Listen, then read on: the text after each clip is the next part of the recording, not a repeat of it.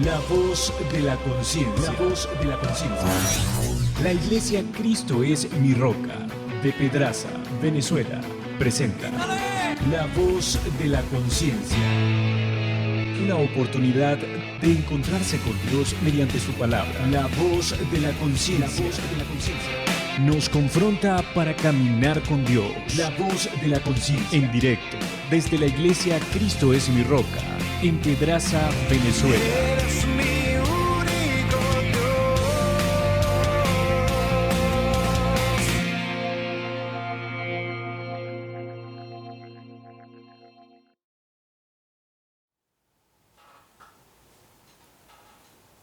Hoy continuamos con el tema a la final trompeta. Son 4 textos bíblicos que les hice referencia para el estudio de este maravilloso tema. El primer texto que estudiamos fue Juan 14, 1 al 3, donde el Señor Jesucristo usa estas palabras, se dirige a sus discípulos para consolarlos, para animarles, y les dice, les ordena que no se turben. No se turbe vuestro corazón. La mayoría de los temas escatológicos tienen un contenido pastoral, altamente pastoral, es decir, son prácticos, es para la vida. No es solamente tener una información por tener una información. Decíamos la semana pasada que habían razones por las cuales el Señor Jesucristo les dijo, no se turbe vuestro corazón, sus corazones no estén agitados. Una de las razones es porque el mismo Jesús le abrió su corazón nostálgico esa misma noche. Otra de las razones es porque Él les dijo que ahí había un traidor entre ellos. Todas estas informaciones indudablemente pudo haber conmovido el corazón de los discípulos. También les dijo que los iba a dejar. Se estaba despidiendo de ellos y que donde Él iba ellos no podían ir. También les había dicho que Pedro, especialmente se dirigió a Pedro, que les iba a fallar.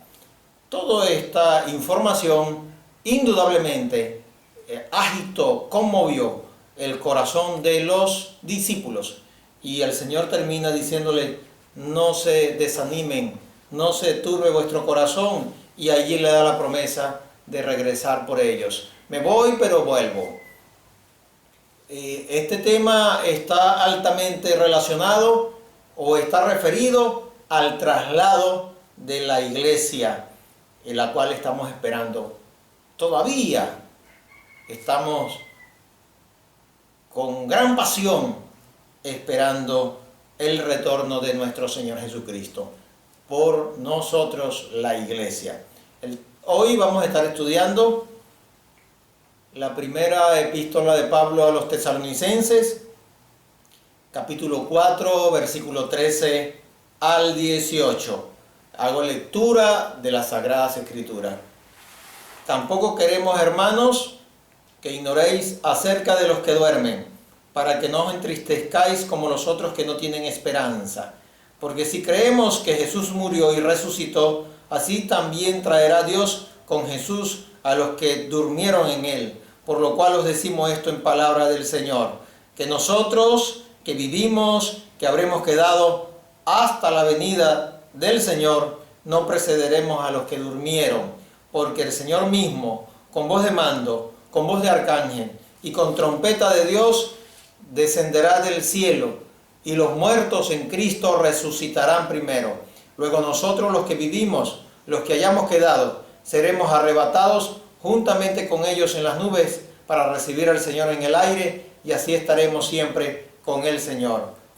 Por tanto, alentaos los unos a los otros con estas palabras. Aquí también encontramos el contenido pastoral. El Espíritu Santo, a través de la pluma de Pablo, nos dice, aliéntense, consuélense con estas palabras. Los tesalonicenses tenían un problema. Estaban pensando en el asunto de los difuntos, los hermanos que habían fallecido, ellos no sabían qué iba a suceder con nuestros hermanos, con estos hermanos. Y Pablo les explica. Y una de las cosas es que le da la orden de no ser ignorantes. La ignorancia también es un pecado, como nos lo dice el Señor a través de la pluma de Pedro. En Primera de Pedro nos habla del pecado de la ignorancia. Es importante tener el conocimiento correcto en cuanto al futuro de la iglesia. Eso nos consuela. Tenemos una sociedad en estos momentos, un mundo convulsionado, tantos problemas.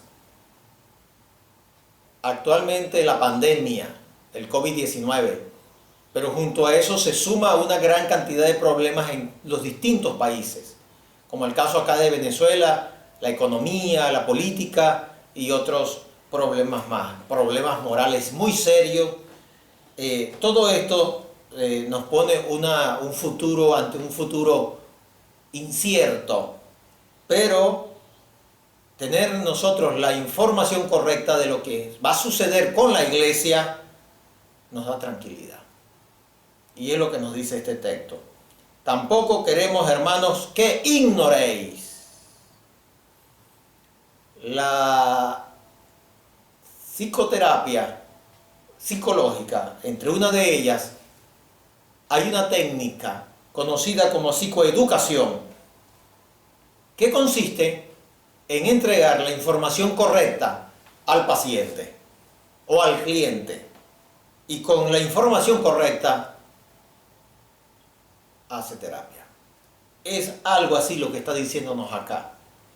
Si tienes la información correcta acerca de los difuntos en Cristo, entonces vas a estar tranquilo, vas a estar consolado. Por ejemplo, un ejemplo que tenemos de las técnicas de la psicoeducación es acerca del perdón. Muchas personas enseñan que perdonar es olvidar. Sin embargo, el conocimiento correcto de esto nos demuestra que no es olvidar, que es recordar. Por el contrario, es recordar, pero sin dolor. Es recordar sin cobrarme lo que el otro me debe. Es no traer el pasado contra la otra persona. Es eso, perdonar. Tal vez si usted en estos momentos aclara este concepto, estoy seguro que eso lo consuela, le hace terapia. Bueno, este texto nos habla de la tristeza. No os entristezcáis como los otros que no tienen esperanza. No está prohibiendo la tristeza entre los cristianos. Es más, hay otros textos de la Biblia que nos habla que si alguno está afligido, haga oración. Está hablando de cristianos afligidos. El mismo Jesús estuvo triste. Encontramos a lo largo de la Biblia como Elías también estuvo triste. Hubo un momento que se deprimió. Entonces la Biblia no prohíbe la aflicción entre los cristianos, la tristeza entre los cristianos. No te haces menos santo que alguien que esté alegre, un cristiano alegre. Lo que nos está diciendo acá es que la tristeza de un cristiano debe ser lleno de esperanza. Y la forma de ser lleno de esperanza es teniendo el conocimiento correcto de lo que Dios va a hacer en el futuro con cada uno de nosotros, con la iglesia y con los que han fallecido. Veamos el 14. Porque si creemos que Jesús murió y resucitó, así también traerá Dios con Jesús a los que durmieron en él. Nos va a hablar de la resurrección. Dice que aquellos que fallecieron van a resucitar. Por eso nos manda a consolarnos con este conocimiento. La pregunta es, ¿cuándo se dará esa resurrección? Eso es un tema que vamos a abordar posteriormente. Vamos a profundizar en este tema, porque estamos hablando del traslado de la iglesia y junto al traslado se dan una serie de eventos, uno de ellos la resurrección. Ahora vamos a revisar de una manera tal vez superficial, de una forma ligera, la información que necesitamos. ¿Cuándo se dará entonces esta resurrección? Daniel, el profeta Daniel, profeta hebreo, que vivió como unos 500 años antes de Cristo, escribió en su libro que lleva el título llamado también Daniel, capítulo 12, versículo 2, muchos de los que duermen en el polvo de la tierra serán despertados, unos para vida eterna y otros para vergüenza y confusión. Nos habla de la resurrección, pero no nos indica el tiempo, cuándo se iba a dar esto. En el versículo 1 de Daniel 12, él dice, en aquel tiempo. ¿Cuál tiempo?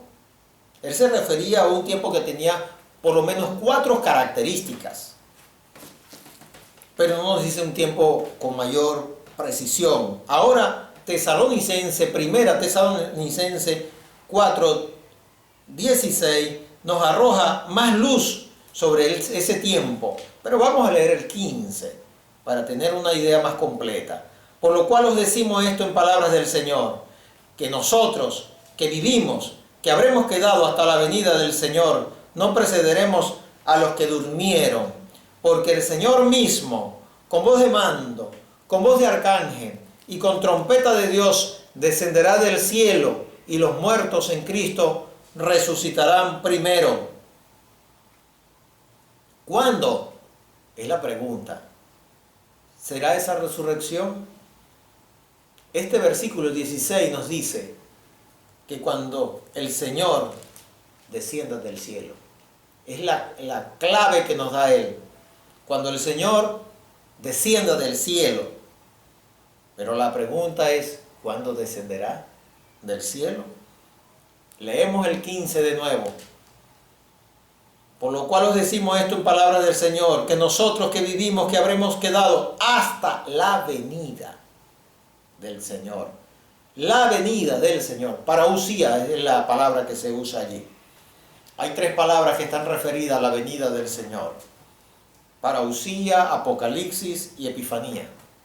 Básicamente, parausía se usa para el traslado. Básicamente, esta palabra es usada por los escritores del Nuevo Testamento para referirse al traslado, mientras que Apocalipsis y Epifanía es usada para referirse a la aparición gloriosa de Jesucristo. Es usada las otras 2 palabras. Epifanía,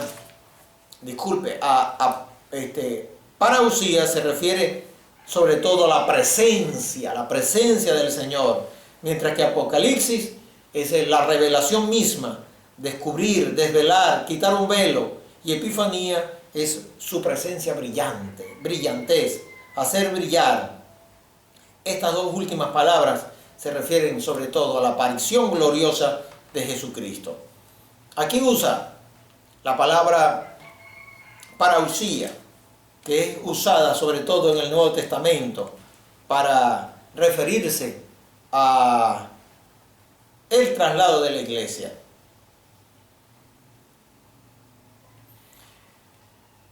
Vamos a ver otros datos que nos da este texto, que se está refiriendo al traslado de la iglesia, versículo 17. Luego nosotros, los que vivimos, los que hayamos quedado, seremos arrebatados juntamente con ellos en las nubes para recibir al Señor en el aire, y así estaremos siempre con el Señor. Seremos arrebatados. La palabra arrebatar.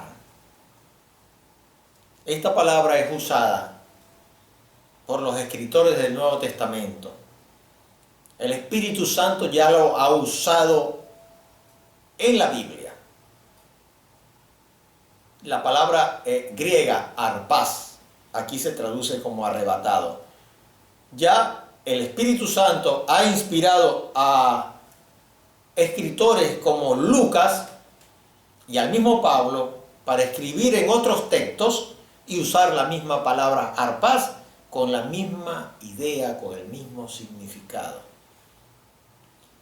Lucas, el médico Lucas, escribe el libro de los Hechos y narra una historia de un hombre, un diácono, un evangelista, porque además de diácono, tenía el don de evangelista. Me refiero a Felipe, capítulo 8 del libro de los Hechos. Ahí narra la historia de Felipe, parte de la historia de Felipe. Un ángel, dice, del Señor, versículo 26 de Hechos 8. Un ángel del Señor habló a Felipe diciendo: levántate y ve hacia el sur, por el camino que desciende de Jerusalén a Gaza, el cual es desierto. Este hombre tenía una relación muy estrecha con el Señor. Era un gigante en la fe, podemos decir así, Felipe. Cuando se dan las características o los requisitos para elegir a los diáconos, dice la Escritura que debían ser llenos de fe, llenos de sabiduría, llenos del Espíritu Santo. Y él fue elegido, pues tenía estas características en su vida. Un hombre lleno del Espíritu Santo. Es una de las grandes ausencias de la iglesia moderna. Hombres y mujeres llenos del Espíritu Santo. Como él estaba así, escuchó que un ángel del Señor le habló. Dice el 27, entonces él se levantó y fue, obedeció. Y sucedió que un etíope, eunuco, funcionario de Candace, reina de los etíopes, el cual estaba sobre todos sus tesoros, y había venido a Jerusalén para adorar, volvía sentado en su carro y leyendo al profeta Isaías. Y el Espíritu dijo a Felipe: acércate y júntate a ese carro. También escuchó al Espíritu Santo hablarle.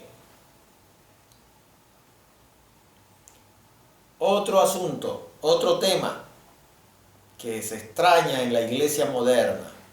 Muchos dicen que Dios le habla. Mucha gente. Pero el Señor también nos advierte ya en 1 Timoteo que en los postreros tiempos muchos apostatarán de la fe, escuchando, no al Espíritu Santo, sino a espíritus engañadores y a doctrinas de demonios. Pero este hombre escuchaba al Espíritu Santo, que le dio instrucciones de acercarse a ese carro. Usted conoce el resto de la historia. Él se acercó y el eunuco leía aquel episodio de Isaías 53, donde habla de el siervo sufriente. Y a partir de esa escritura, Felipe le presentó a Jesucristo. Y este hombre creyó. Versículo 36 nos dice: y yendo por el camino, llegaron a cierta agua. Y dijo el eunuco: aquí hay agua, ¿qué impide que yo sea bautizado? Felipe dijo: si crees de todo corazón, bien puedes. Y respondiendo dijo: creo que Jesucristo es el Hijo de Dios. Y mandó parar el carro, y descendieron ambos al agua, Felipe y el eunuco, y se bautizó. Maravillosa esta historia. Allí fue bautizado. Esto también tiene mucha tela que cortar, mucho que decirnos acerca del bautismo. En este libro de los Hechos, un libro histórico, encontramos que el bautismo está muy cercano a la confesión de fe. Inmediatamente se bautizaba. Tenemos este caso, tenemos Cornelio, tenemos el carcelero de Filipo, Lidia, los 3000. Revise usted. Aquí encontramos pues este hombre bautizándose inmediatamente después de haber creído. Dice el 39, cuando subieron del agua, el Espíritu del Señor arrebató a Felipe. Arrebató, arpas, la misma palabra griega. Entonces, esta experiencia del arrebatamiento no es la primera vez que lo va a experimentar la iglesia de Jesucristo. Ya lo experimentaron hombres, siervos de Dios, La diferencia es que Felipe fue arrebatado y llevado a otra ciudad, aquí en la tierra. La iglesia de Jesucristo es directo al cielo, al tercer cielo, al paraíso de Dios. Número 2, la diferencia. Número 2, es que va a ser colectiva. Toda la iglesia de todos los tiempos seremos trasladados, arrebatados al cielo, al paraíso, al tercer cielo. Seguimos leyendo, y el eunuco no le vio más y siguió gozoso su camino. Pero Felipe se encontró en Azoto y pasando anunciaba el evangelio en todas las ciudades hasta que llegó a Cesarea o Cesarea. Encontramos entonces aquí este asunto, esta experiencia que vivió Felipe. Fue arrebatado por el Espíritu de Dios, el Espíritu Santo. Hay otra experiencia que encontramos en las Sagradas Escrituras y es en la pluma de Pablo, en 2 Corintios. Yo le invito a que usted también siga esta idea. 2 Corintios capítulo 12. Allí encontramos otra experiencia similar, donde el Espíritu Santo usa este término de arrebatado. Versículo 1 dice: ciertamente no me conviene gloriarme, pero vendré a las visiones y a las revelaciones del Señor. Conozco un hombre en Cristo que hace 14 años, sin el cuerpo, no lo sé. Si fuera del cuerpo, no lo sé. Dios lo sabe. Fue arrebatado. Fue arrebatado. Allí encontramos de nuevo la palabra griega arpas, hasta el tercer cielo. Interesante. Este era Pablo mismo. Él no lo dice, o no lo quiere decir. Quiere esconder el personaje. Pero leemos el resto del texto, lo que es el contexto, y sabemos que es él. Dice el 3: conozco a tal hombre, si en el cuerpo o fuera del cuerpo, no lo sé. Dios lo sabe. Es verdad, él no lo sabía. Él no sabía cómo fue esa experiencia que él vivió. Algunos hablan de esto y lo llaman muerte clínica. He escuchado historias de algunas personas en este recorrido de mi pastorado. Yo no lo he vivido, pero lo he escuchado de otras personas, hermanos en Cristo, que han vivido esta experiencia de la muerte clínica. Y hay mucho material, hay mucho. Y muchas personas lo están experimentando. Unos por el poder del Espíritu Santo, otros por el poder de la brujería. No sé cómo sucede, pero sucede. La Biblia lo registra. Otros personajes bíblicos lo vivieron. Lo cierto es que aquí habla de un arrebatamiento. Este sí fue al cielo. Directo al cielo. Dice el 4, que fue arrebatado. De nuevo vuelve a usar la misma palabra. Al paraíso. De allí que paraíso y tercer cielo es lo mismo. Porque donde oyó palabras inefables que no le es dado al hombre expresar. De tal hombre me gloriaré, pero de mí mismo en nada me gloriaré, sino en mis debilidades. Una alerta nos da aquí la Biblia. El Señor es acerca del orgullo. Mucho cuidado. Mucho cuidado. Siervo de Dios, sierva de Dios. Si usted tiene un caminar cercano con el Señor, recuerde de dónde cayó Satanás. Era un querubín. Y los querubines son las criaturas que están más cerca del Señor. Hay muy cerca del trono del Señor. Son los que guardan el trono. Y de allí cayó. Por eso dice la Biblia, nos advierte que el que cree estar firme, mire que no caiga. Esté muy alerta. Todos los hombres y siervos de Dios y siervas de Dios que tienen una experiencia espiritual sobrenatural, corren el riesgo del orgullo. Y Pablo corrió ese riesgo. Tuvo esta experiencia de ser trasladado, es la idea que quiero enfatizar, pero la enlazo con la idea del orgullo. De allí que tenga mucho cuidado. Sin embargo, dice el 6, si quisiera gloriarme, no sería insensato, porque diría la verdad, pero lo dejo, para que nadie piense de mí más de lo que en mí ve u oye en mí. Ustedes saben, los que son predicadores y que han sido entrenados como predicadores, han sido orientados en la ética de la predicación, que nosotros los predicadores jamás debemos usarnos como referencia cuando tiene que ver con una experiencia positiva, porque suena a estar haciendo alarde, suena a orgullo, y algunos de ustedes lo han hecho. Tengan mucho cuidado con eso. No usar referencias positivas, tal vez de su familia. Eso se encarga su propia conducta, que la gente saque las conclusiones viéndote, pero no que usted lo esté diciendo con su boca. De eso es lo que está tratando acá el apóstol Pablo, pero está hablando de una experiencia, del traslado, y en eso nos da el toque pastoral, el toque ético sobre este asunto. Dice el 7, y para que la grandeza de las revelaciones no me exaltase desmedidamente, me fue dado un aguijón en mi carne, un mensajero de Satanás que me abofetee para que no me enaltezca sobremanera. Dios permitió que Satanás atacara al apóstol Pablo con un demonio. No sabemos de qué manera. Algunos dicen que era un asunto de salud. He escuchado de otros estudiosos que dicen que eran las persecuciones. Donde Pablo llegaba, ahí ya estaba esperándole una persecución. Dicen que eso se trataba, este aguijón en su carne.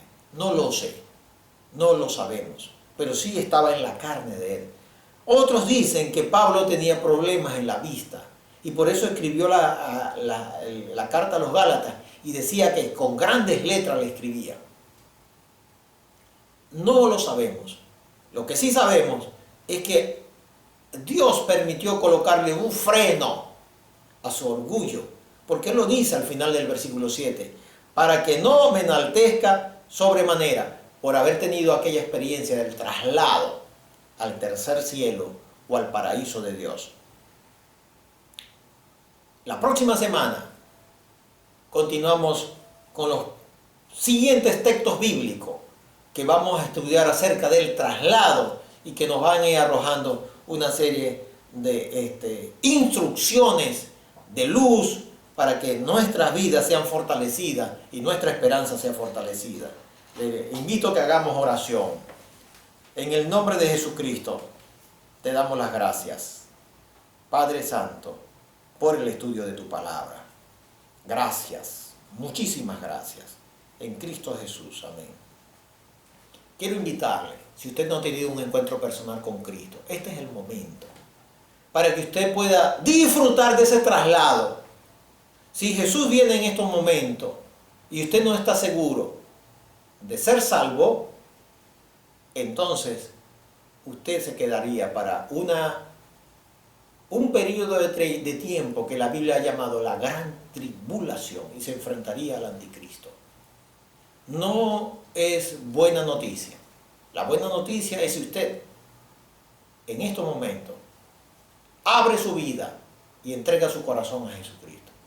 Usted solamente lo puede hacer por fe. Ponga su fe en que lo que Jesús hizo en la cruz del Calvario es suficiente para darle vida eterna. Le invito a hacer eso ahora. Puede hacer esta oración conmigo. Señor, creo que el sacrificio de tu Hijo Jesucristo, oh amado Padre, es suficiente para el perdón de mis pecados. Pongo mi fe en eso. En Cristo Jesús. Amén. Dios le bendiga.